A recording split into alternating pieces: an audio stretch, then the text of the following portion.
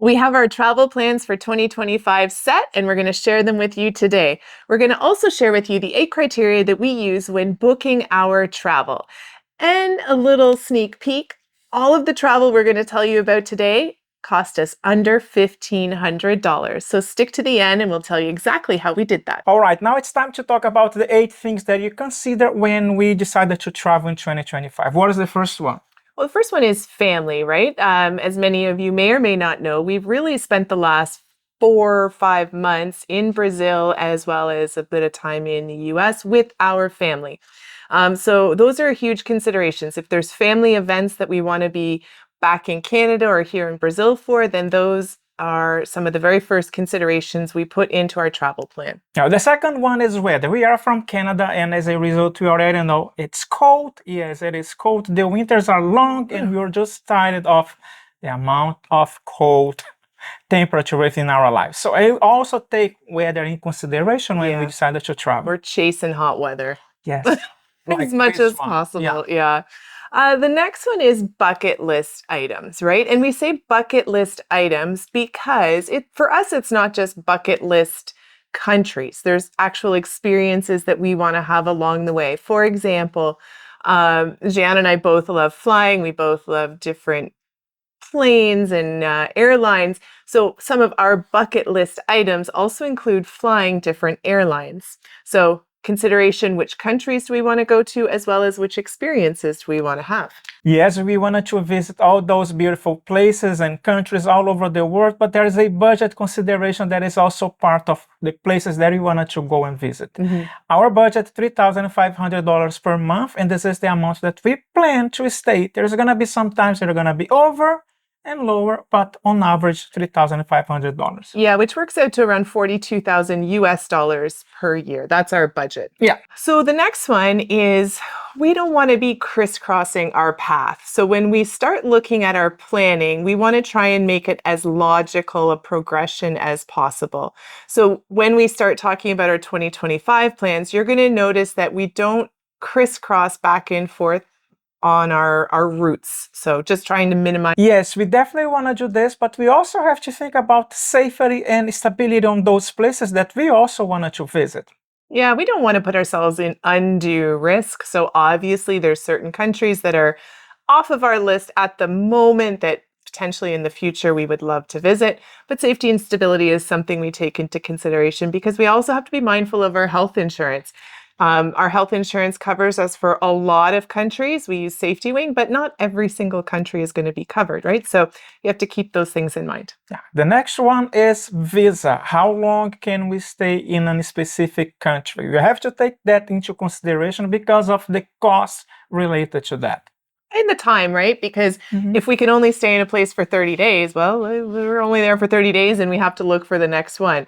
But we like to stay long as potentially possible. Yeah. So if we can stay 60, 90 days, that's better. We also have to think about flexibility. Why? Because Jeanne is not flexible. No, I'm just kidding. Flexibility in the fact that we want to make sure that our plans can be changed if required.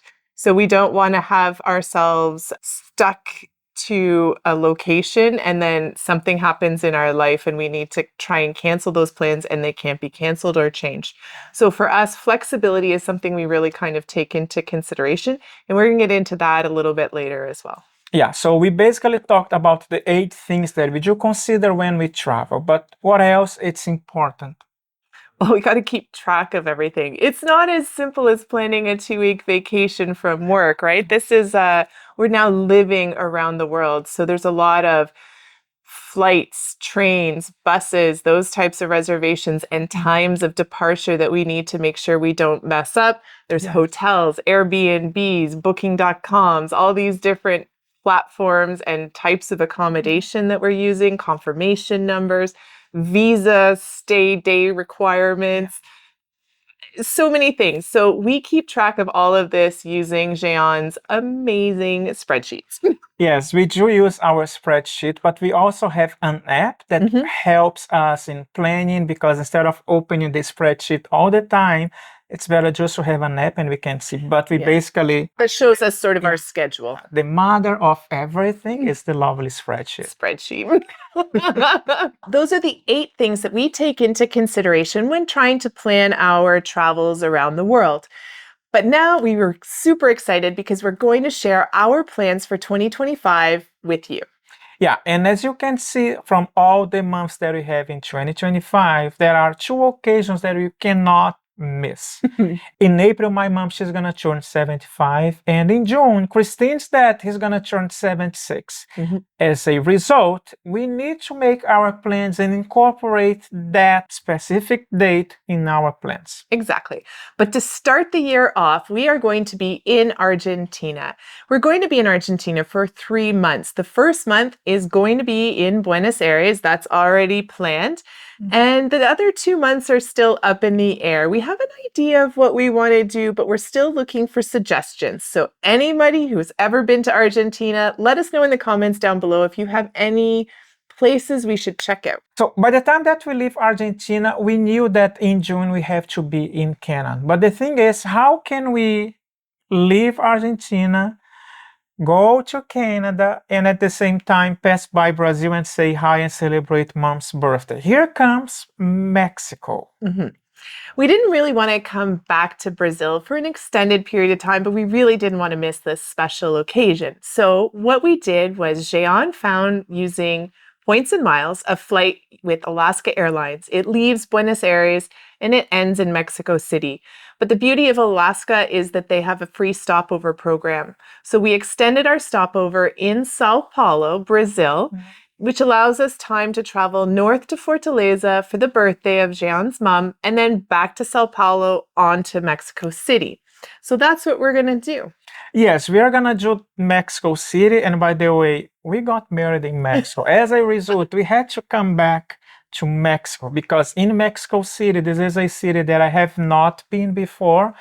And Christine, she actually lived in a town north of Mexico City, and she wanted to show me around. And I thought, why not? Yeah. It might be the perfect time to do that. Yeah, I love Mexico. I spent over a year and a half there in university, and I can't wait to show Jean around and go some places that I never had a chance to see. So from Mexico, we are hopping back on a plane north to Canada. This flight was also purchased using points. So we end in Canada, and we're going to be there June and July. Yes, and at the beginning of August, and by the way, this is gonna be my birthday, so we don't have like a green dot here as well, but my birthday is in August, and we thought that we wanted to go and visit Turkey, another country that we have not been before. How can we make our way from Canada to Turkey? And I end up finding a flight going from Canada to Greece. Yeah. So you're saying, well, you want to go to Turkey, but you're ending in Greece. Well, geography is wonderful, and Greece and Turkey are very close to each other. So our plan is to spend about a month in Greece, a few days in Athens, but the bulk of our time is going to be spent in the Greek islands. And we're going to be traveling the islands by ferry and making our way all the way over to Greece. So any suggestions of small, out-of-the-way little islands and places to go in Greece? Let us know. Yes, and by the time that we reach Turkey, if I'm not mistaken, Izmir, it might be the first city that will be end up in Turkey. And again, new city, new country. We haven't experienced that before, and we are so excited to spend some time in Turkey. We are gonna be in Turkey until the end of October, if I'm not mistaken, because in November, here comes where we are gonna end sort of our year. Yeah, we're going to fly from Turkey to Thailand. We've always wanted to visit Thailand, and this is our chance. We're super excited. We're going to land there at the end of October, and at the beginning of November, there is a lantern festival that we really want to check out in Chiang Mai. So we're going to head to Chiang Mai for around 3 weeks, we think. And this is where you guys come in, because that's going to take us until almost the end of November. After that, we're not sure what to do. We're figuring out where we want to spend Christmas and ring in the new year in 2026. Yeah, where should we go and what should we do? Should we go south to Bangkok? But by the Or time the that we islands are- in yeah, Thailand. or by the time that we are in Chiang Mai, is not far away to the border, kind of not far away to the border with Laos. Should we go and Or it's an easy visit flight to Laos? Vietnam. We don't know. So, if you guys can help us decide where to spend Christmas and New Year's in 2026, throw it in the comments. We appreciate all of your help. Yeah. So that's basically our travel plan for 2025. We don't have all of the accommodations sort of knocked out yet. However, some of it is also booked. But we wanted to let you guys know we're taking 12 flights. It's like 6 legs, but 2 flights each, right? So 12 flights in total for the entire year of 2025.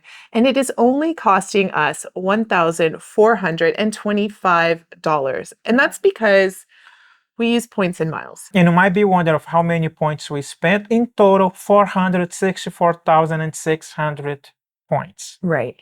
And it's really important to note that 4 of these flights are actually part of those experiences that Jeanne and I spoke about at the very beginning, that we're in that list of 8 criteria. 4 of those flights are going to be in business class. We love flying. We love the entire experience of flying. And generally, when we have a longer flight, we try to see if we can get a good redemption in business class.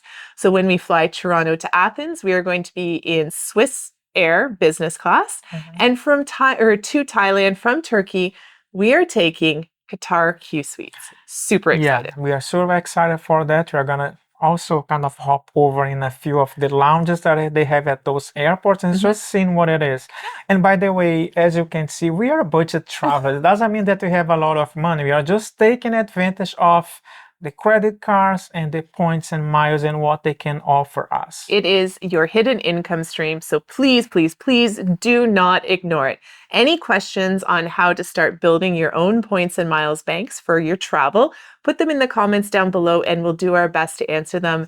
And do stay tuned because we are going to be doing certain videos in the future about this as well. Yes, we hope that you're well. We hope that you're safe and we'll see you in our next video. Bye, guys. Bye.